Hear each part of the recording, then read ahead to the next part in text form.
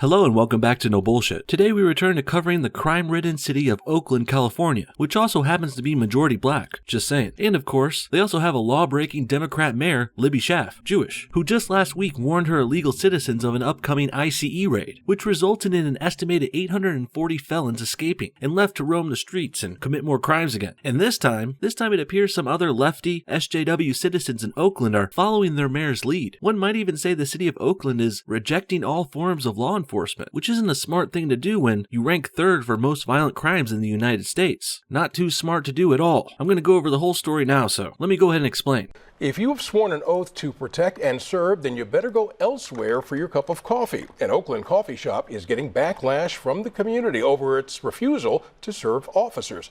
ABC 7 News reporter Carlos Salcedo shows us how the community is reacting.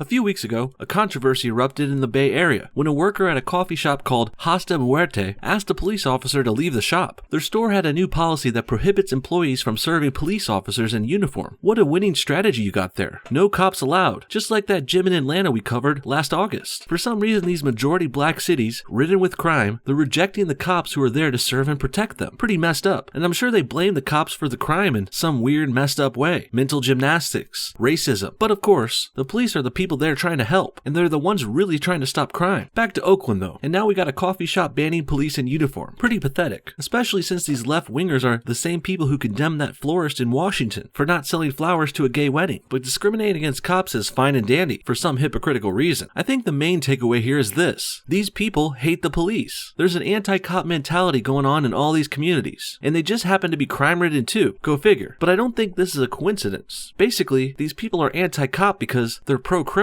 If they're not thieves or murderers or criminals themselves, then their families or friends are. They're sympathetic to the criminals, to say the least. That much is obvious. And being pro-criminal is pretty much the only reason I can think of here for these people to take an anti-cop stance. This coffee shop in Oakland's Fruitvale district opened its doors to the neighborhood late last year, but lately it's been getting attention for who isn't welcome.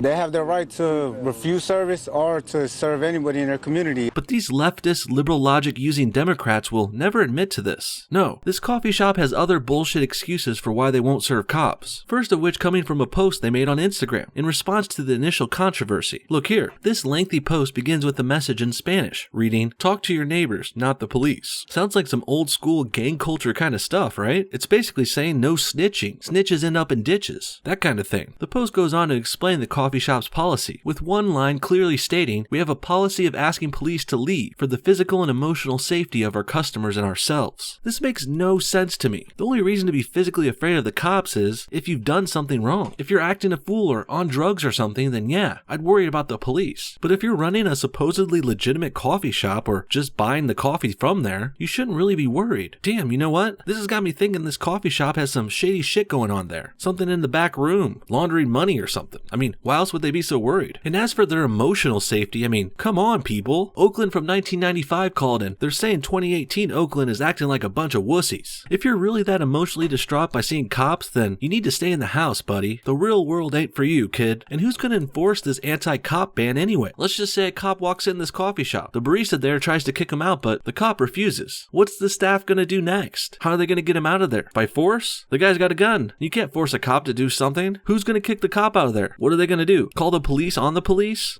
I don't think that shit's gonna work. Now for some more reasons why the coffee shop banned the cops in the first place. Let's turn to a report from the local ABC News team. They had some good information on this. They even interviewed this guy who knows the coffee shop's owner. So plain and simple, no cops allowed here. That's what's been said. Kasif Assad is a friend of the owners and even helped launch their grand opening.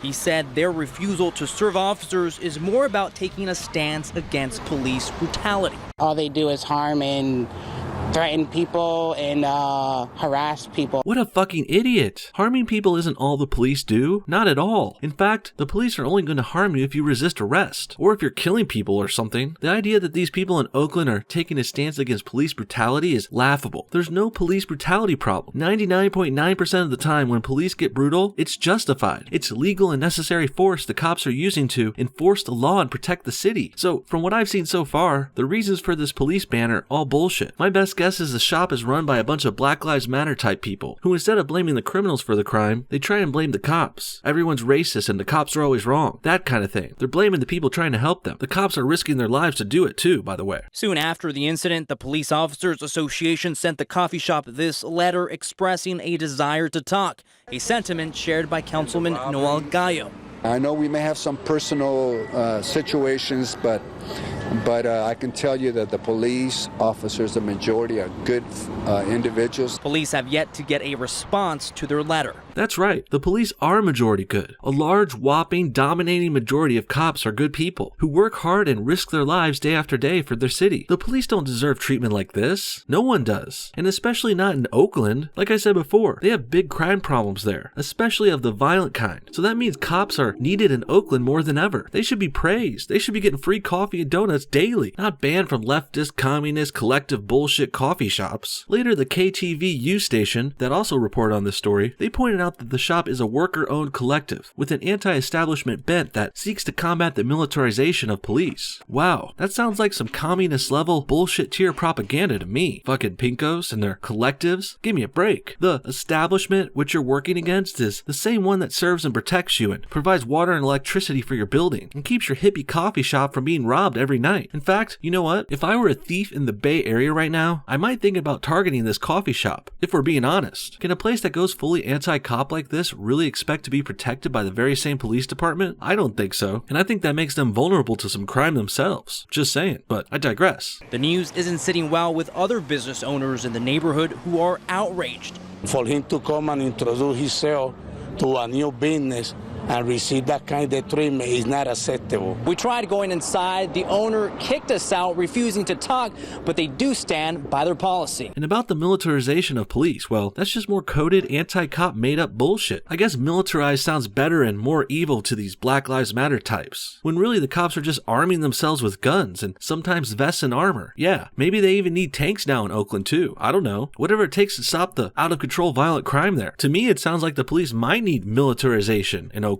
Otherwise, the criminals are about to take over. But I bet the coffee shop would like that, actually. They appear to be on the side of criminals after all. Why else would they want to ban cops, be anti-establishment, and call the police militarized? Being anti-militarization for the police essentially means they want the cops to be less armed and less protected, which in turn makes them more vulnerable and weak to the crime and the criminals. They want the cops to lose. And that's pretty fucked up. There was even a local resident on the scene who was quoted supporting the police ban. They said this: "I think that if a group of people don't feel safe with the police officer currently on duty coming into a space, they want the people in the neighborhood to be able to feel safe coming into their space." I don't know how this guy talks. This just sounds weird.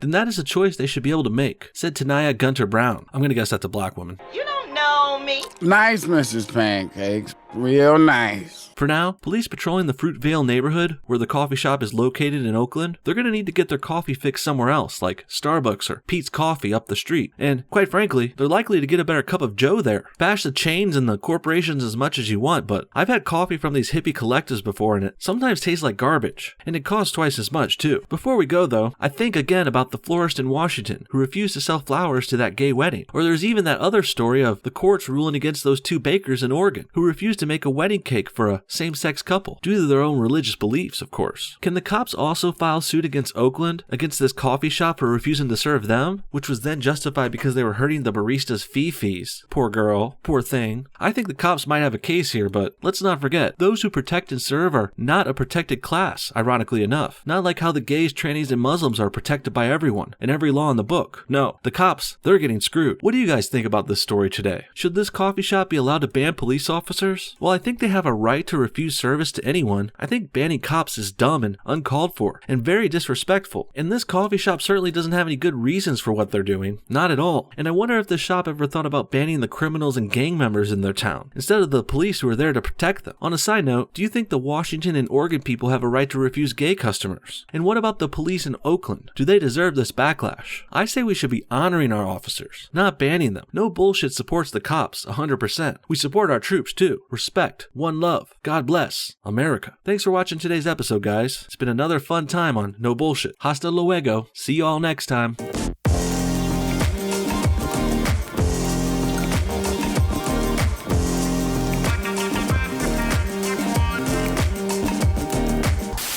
One more thing, I want to give a special thanks to these amazing Patreon supporters. You guys are the best. You guys went above and beyond the rest, and I love you so much for it. If anyone else wants to donate or join our Patreon crew, link in the description. Thanks again.